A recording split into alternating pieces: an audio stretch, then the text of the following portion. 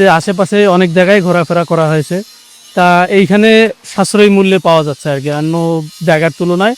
এইখানে আর মেইন কথা, এরা যেহেতু চোখের সামনে বানায় দিচ্ছে জিনিসগুলা, এই বানায় দেওয়ার কারণে মনে করেন যে জিনিসগুলা দেখে নেওয়া যাচ্ছে। আর দাম তুলনামূলকভাবে বাইরে বেশি আছে, এইখানকার তুলনায় দাম অনেক বেশি আছে, এইখানে সাশ্রয় মূল্যে পাওয়া যায়।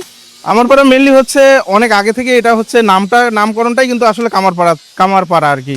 মেনলি নাম থেকে বোঝা যাচ্ছে যে এখানে কামাররাই হচ্ছে বেশিরভাগ হচ্ছে এখানে কাজ করে, বা হচ্ছে এনারা বেশি হচ্ছে এক্সপার্ট বলা যায়, বা এনাদের কাজটা হচ্ছে বেশি গুণগত মান দিক দিয়ে ভালো আর কি। তাই এনাদের উপরেই আমাদের বেশি আস্থাটা থাকে আর কি, রংপুরবাসীদের। গতবারে হচ্ছে যে দামটা ছিল এই যে ছুরি বা হচ্ছে যে ইয়াগুলো, এটাই কি বলে, আমরা বলি চপ্পল বলি আমাদের ভাষায়, এখানকার ভাষায় আর কি। তো এগুলো হচ্ছে মোটামুটি রেঞ্জটা ওই লেভেলই আছে, দাম অতটা হেরফের হয়নি। কর্মকাটা আসলে দীর্ঘদিন থেকে এরা এইখানে মানে এগুলোই সব করে, লোহার সব। এখানকার লোহাগুলো খুব ভালো, হ্যাঁ ভালো, এবং দামেও অনেক সস্তা দেয় এরা। তো এই কারণেই মনে করেন যে দেখা যায় যে বিভিন্ন দূর দূরান্ত থেকে লোকজন এসে এখানে ভালো ভালো সব প্রোডাক্টগুলো নিয়ে যায় আর কি।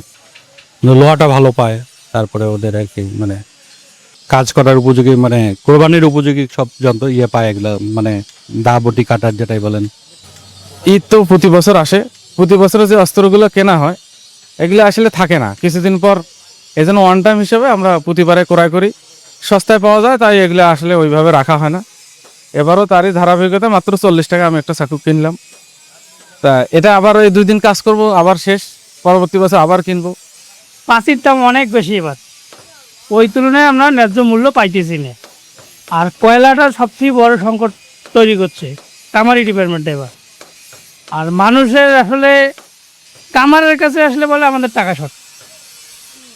আমি মানুষের কাছে অনুরোধ করব, আপনারা অন্তত কামারদেরকে একটু দেখেন, কারণ কামারদের যে পরিশ্রম, মনে করেন যে আজাব খাটা লাগে এখানে, এখানে কামারদেরকে আজাব খাটা লাগে। হয় মোটামুটি যেটা আসে চলে আর কি। আগের মতো এবারকার চাপ অনেকটাই কম, তারপরও আমরা আমাদের কাজ চালিয়ে যাচ্ছি। আমরা এখানে যে কাজ করতেছি, আমরা সবসময় এখানে কাজ করি, সবসময় কাজ করার মধ্যেও এই যে কুরবানি যে আসে, এই কুরবানির মধ্যে আমরা খুব ব্যস্ততা থাকি। এই ব্যস্ততার মধ্যে আমাদের সবাই যত কাস্টমার আসে সবাইকে আমাদের হ্যান্ডেল করতে হয়। মনে করেন এ আসে ও আসে, কেউ নতুন মাল নিয়ে আসে, কেউ পুরান মাল নিয়ে আসে, সবাইকে হ্যান্ডেল করতে হয়, সবাইকে কাজ বুঝিয়ে দিতে হয়। খুব ব্যস্ততার মধ্যে থাকি। দেখা গেল কেউ নতুন মাল নিতে আসে, কেউ পুরান মাল নিয়ে আসে, এলে কাজ করে দিতে হয়। আমাদের পেশা কিন্তু এই কামারি কাজে।